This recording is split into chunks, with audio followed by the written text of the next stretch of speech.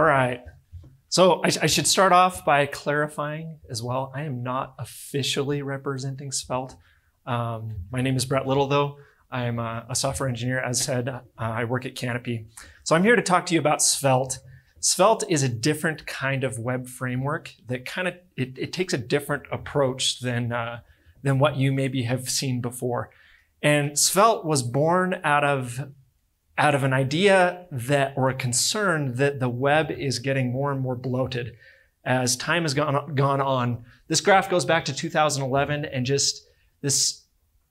as time has gone on, the size of our web apps is increasing. That's a trend. This isn't entirely scientific. There's a lot of reasons we could go into why web apps are growing in size, getting bigger, lots of reasons. But the point is, it's trending up. And Svelte was born out of the idea of how can we fix this problem, or how can we make web apps better that don't necessarily need to have a ton of bloat added onto them. And like I said, there's a lot of reasons that apps are growing in size. Images, videos, but a huge part of it as well is just the sheer size of JavaScript that we are shipping to our users in our apps.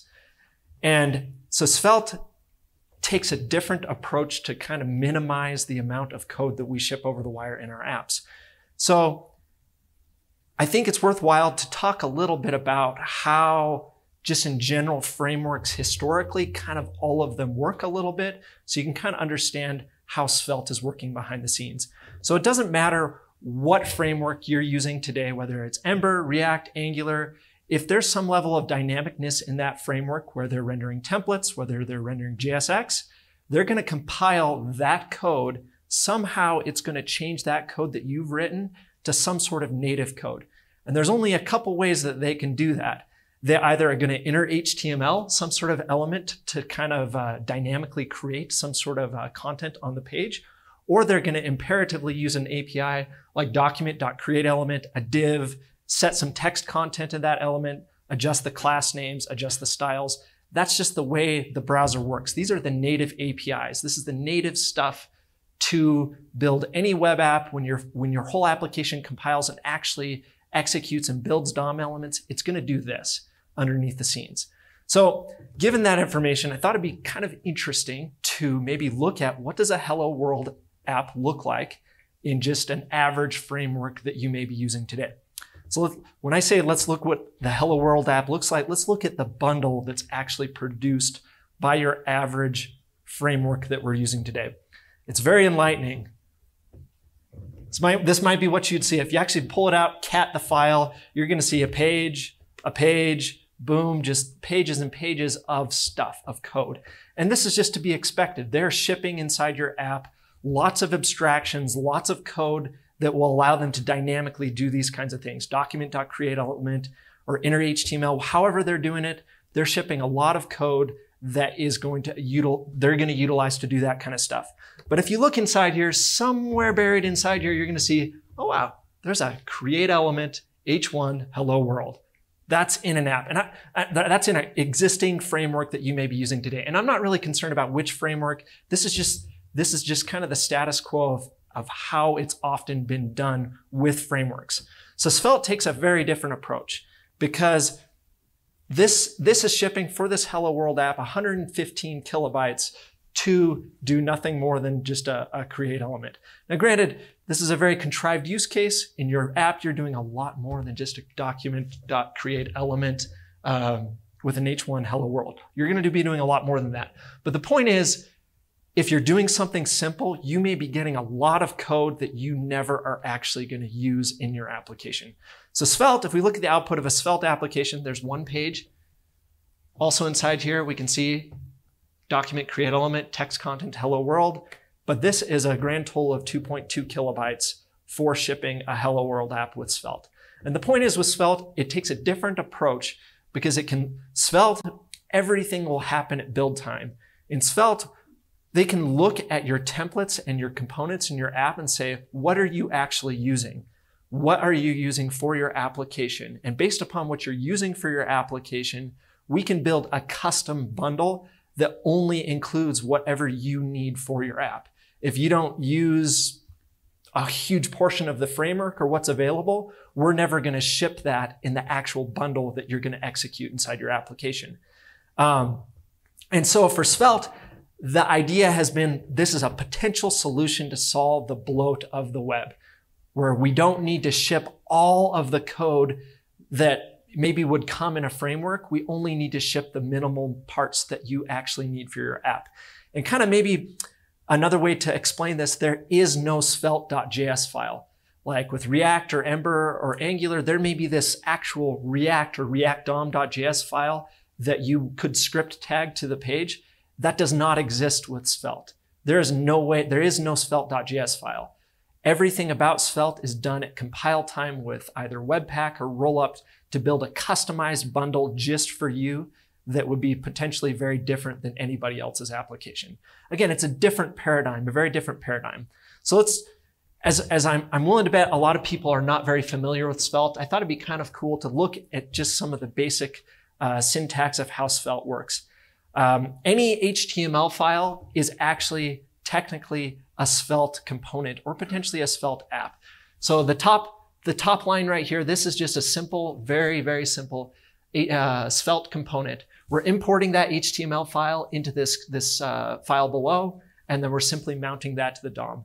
So this is the Hello World app that got compiled in the previous sort of output that I showed you. It gets a lot more complicated than that. Like as any framework, it provides, because we're using templates, provides ability for you to do conditionals, for the ability for you to do loops inside your templates, the same sort of things you could expect with most frameworks. Also, Svelte out of the box includes scoped styles. So the styles that are used inside this particular component will only be available to this component. They're automatically scoped for you. And you'll notice as well, again, this is a valid Svelte component. It's just an HTML file with a style tag on it. So automatically your IDE right now is going to support Svelte because again, it's just an HTML file with a style tag and potentially a script tag inside of it too. Other interesting thing about Svelte, the compiler is smart. The compiler tries to give you lots of warnings and errors if you're doing things inappropriately. So for example, this class.bar, that is not used in our component. So the compiler will actually warn and say, this is not used. It'll automatically remove it from the bundle, but it'll also give you warnings. And this is the case with all sorts of aspects of Svelte. The compiler just tries to be really smart to help you out and help you make good decisions in the way you write your apps.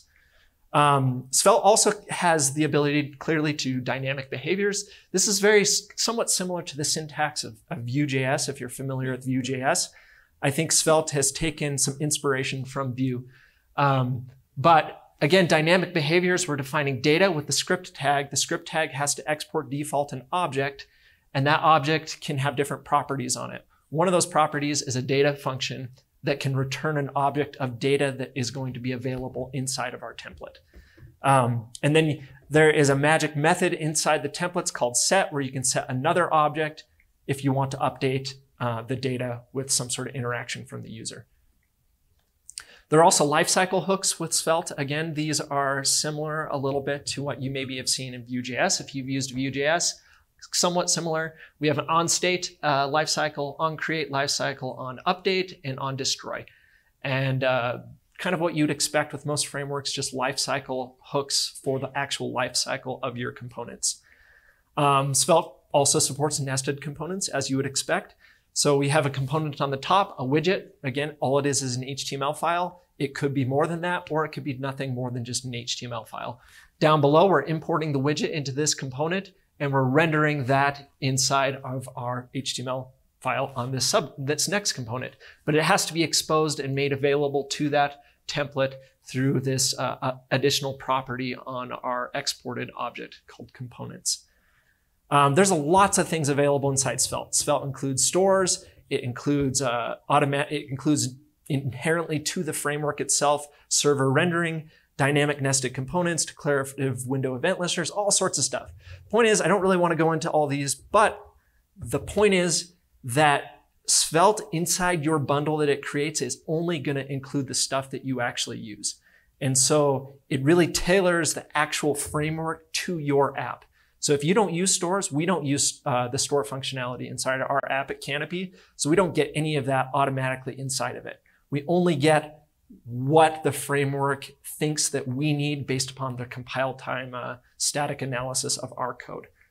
Some of the things I'm excited about that Svelte has is custom elements and web component support natively. So if you want your Svelte component to compile to a custom element, you can easily do so by defining tag and then the actual element tag name that you want this custom element or this Svelte component compile to. And so once you do that, now if you load that, now there's a custom element on the page called Hello World that you can use like any native custom element on the DOM. And this is potentially useful if you're trying to do interop between frameworks. You can use Svelte to build out your custom elements that you can use between React and Angular and lots of different frameworks.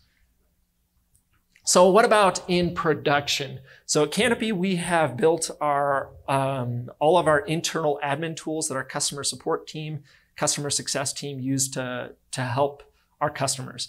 And we've got, I don't know, about 8 or 9 routes that we've built. And inherent to Svelte, it supports out of the box very well code splitting. And building our project, grand total, once it's built, we come in at about 200 kilobytes, but we have each route code split. And overall, like, it's not the most huge app in the world, but it is very, very small and very performant because, again, we're only including in each of those routes in the actual app that we have the code that we need for actually running our app. We're not including any extra sort of stuff, which is kind of the big pro of Svelte. So there are cons of Svelte, just even in thinking about it. Like Svelte inherently, because it's not shipping very much with it, it's only shipping like these native primitives to build your app. Some of the cons I can think of immediately are there's no virtual DOM associated with that Svelte is shipping with your app. It's not going to do any kind of really crazy time slicing or suspense functionality that you're going to get with React. It's very minimal. It only includes a very minimal subset of JavaScript of just to actually do your level of dynamicness of creating your app. Whether that's good, whether that's bad, that might depend upon your situation. But for building very lightweight, very quick, very performant, very small applications, Svelte is really awesome. Also, Sapper is a technology built on top of Svelte that is more of a complete end-to-end solution for progressive web apps. It includes server rendering support. It includes all sorts of functionality if you want an end-to-end progressive web app solution built on more than just Svelte, but it uses Svelte under the hood. Again, I am not an official representative of Svelte. Rich Harris, you can follow on Twitter. Rich Harris built Svelte. He built Rollup.js. He built Sapper. He's a brilliant guy. If you have like official questions about the status of Svelte as a library, as a framework, I would recommend you jump onto the Discord channel that he has set up. He's very responsive. The whole community inside the Svelte Discord channel is very, very responsive. But if you'd like to talk about Svelte, please come talk to me. I'd love to chat with you. Again, my name is Bret Little.